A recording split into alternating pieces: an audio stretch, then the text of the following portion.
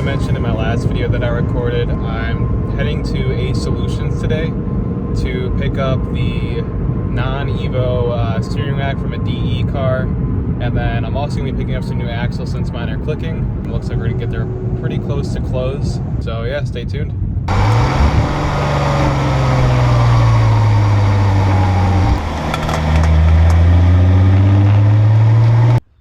And here's the parts we picked up. I got 2 axles because both of mine are clicking, as well as this 04 DE steering rack. I'm going to be swapping this out in my HR here just to get rid of the Evo stuff that makes it easier to turn at a slower speed. And it also should have more travel according to some people online, but not too sure on that. Sure, we'll figure that out once we get it installed. Also, another little thing that's going to fix is both my outer tie rod boots are torn. So it's going to fix that issue as well. Going to be installing both of these. I'm going to clean them up a little bit first with some degreaser, and probably I have a Scotch-Brite pad from Metal. Probably going to do that to the steering rack just to clean it up and make it look a little bit better in the car than it does now.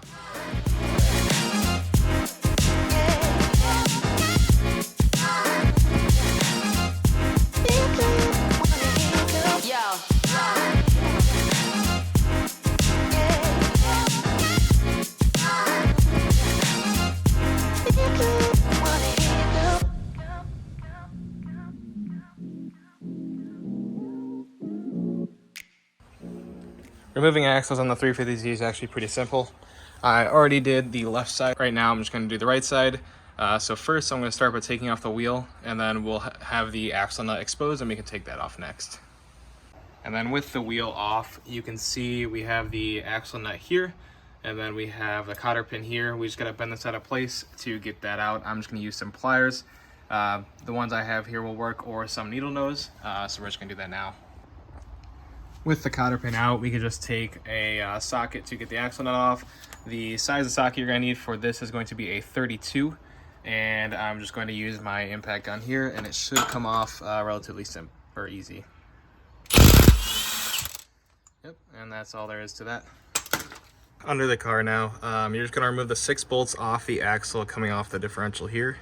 Those are going to be 14s, and then also I did end up taking off the sway bar end links, just this 14mm bolt off the sway bar here. Reason for that is when I was pulling out the other side, the sway bar did get in the way. So having the sway bar end link disconnected is going to make it easy to push this out of the way, as well as push the sway bar up just to get that out of the way. And you will have to disconnect both sides to do that. And now that we got all that taken care of, I'm just going to take my impact gun here with a 14mm socket and a short, I believe it's a 3-inch extension, and I'm just going to go around and get all these bolts loose.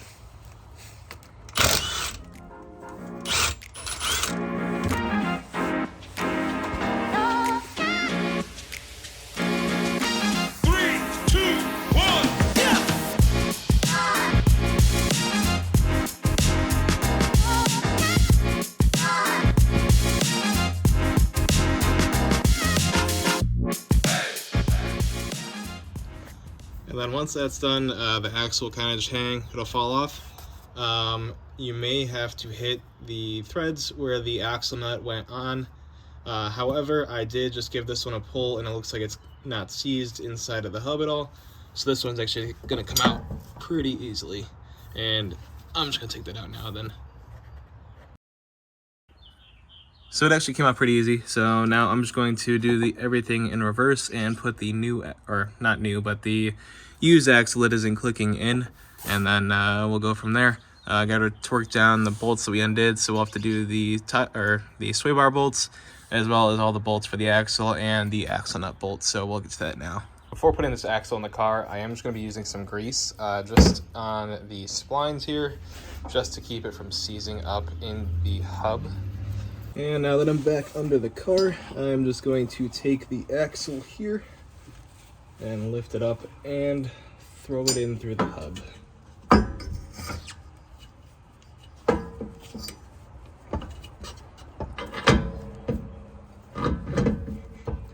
And you will have to twist it to get those splines to line up, but once they do, it should slide right in.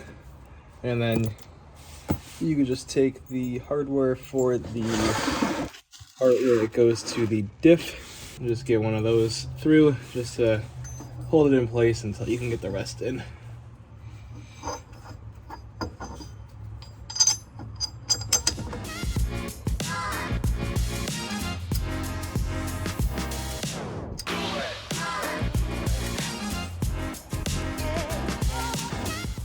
And just to get these snug, I'm just going to be using this 3/8 impact or powered impact from Milwaukee. It's just an M12, so doing this one isn't really going to do too much torque to these bolts here. And then for the rest of them, I'm just going to speed it up.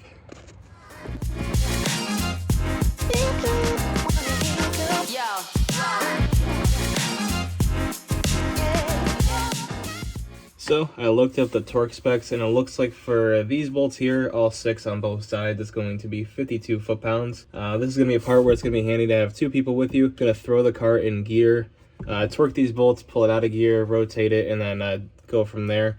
If you have 2 people, it's obviously going to be a lot easier, but I do not, so it's going to take a little bit longer. Alrighty, so the car is in 3rd gear now, and I should be able to torque these down.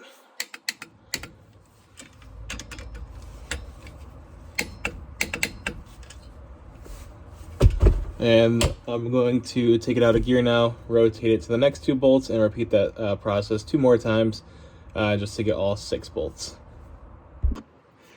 Now, I did mention that I'm going to be doing this in 3 separate sections, 2 bolts at a time. However, I did notice, and I didn't think to check this before, that you could actually reach 4 of the bolts at a single time, and then you just have to rotate it for the on the top now. And there'll just be 2 more up there, so it'll be a little bit easier that way.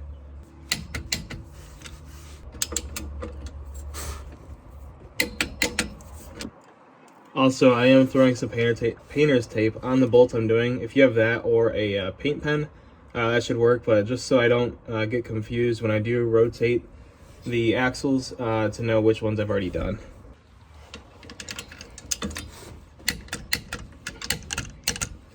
Now, I'm just going to reattach the sway bar end link into the sway bar, and the torque spec for this bolt here is going to be 37 to 44 foot-pounds. So I'm probably just gonna do 44 on each of these, and then we'll pretty much be done except for putting the axle nut back on. And then we gotta torque that down to 137 foot-pounds.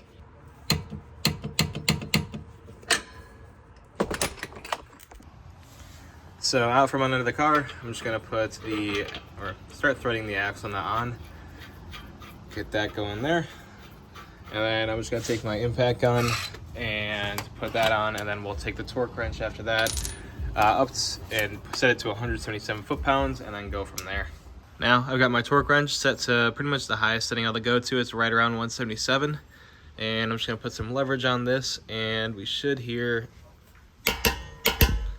yep, this side is all torqued and ready to go.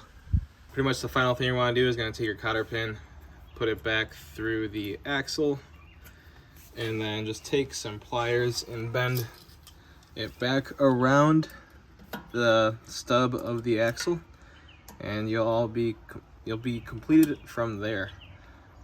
And all that's left to do is to put the wheel back on the car, and then to torque your lug nuts back on. And I had to set the camera nut down to do this, but you'll just want to wrap around the stub of the axle just like that, out of the way, and should keep the axle nut from backing off if it ever does come loose. And so after you get your wheels torqued to 85 foot-pounds per lug nut, the last thing to do is to test drive it, make sure everything works, and then you're good to go. Also, in the last video, I reset my needle for my oil pressure gauge, and it looks like I set it a little bit too high, because now when the car is off, it reads around like 90 psi, and with it on, it just goes up from there. So I will have to take that apart and reset everything, but for now I'm just going to take it for a test drive, make sure everything's working, and then should be good from there.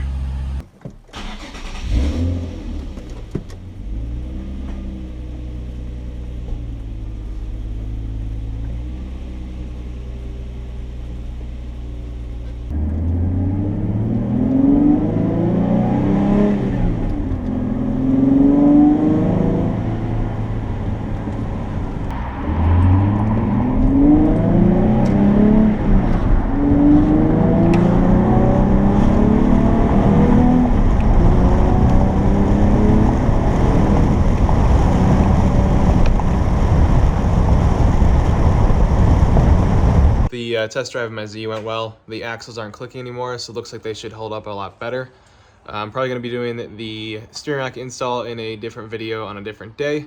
Don't really feel like doing it today. Looking forward to that, to get rid of all the Evo stuff as well as a leak, and then it should be pretty ready for the track. And I'll be filming that as well, so look forward to that. Let me know if there's anything else you want to see me do to this car. I do have more mods planned, like I mentioned before. But if there's anything simple, let me know, and I could probably get it covered. Thank you.